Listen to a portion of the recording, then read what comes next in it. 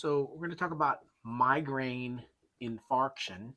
And so this migrainous infarction is a stroke, and it has diagnostic criteria. So even though migraine is a risk factor for having a stroke, maybe somewhere between 2 and 3x hazard ratio increase for stroke by itself, the criteria are you have to have your typical migraine with aura. And so that aura has to be your normal aura, and the migraine has to meet the regular International Headache Society classification for migraine: headache, alternating hemicrania, pulsating or throbbing in quality, associated with nausea, vomiting, sonophobia, photophobia, and you have to have multiple attacks.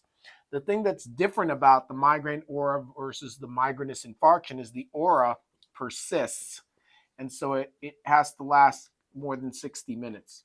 So once the aura is persisting more than 60 minutes, then we have to have a neuroimaging study, usually CT followed by MRI, that shows the acute ischemic infarction. So if the infarct matches the clinical aura in the setting of typical migraine with aura, but instead of going away, it's persistent more than 60 minutes, that is the defining characteristic of the migrainous infarction.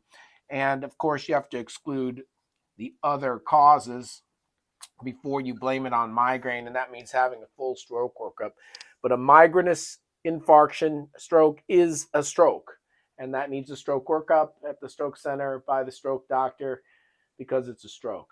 So a migrainous infarct is still an infarct.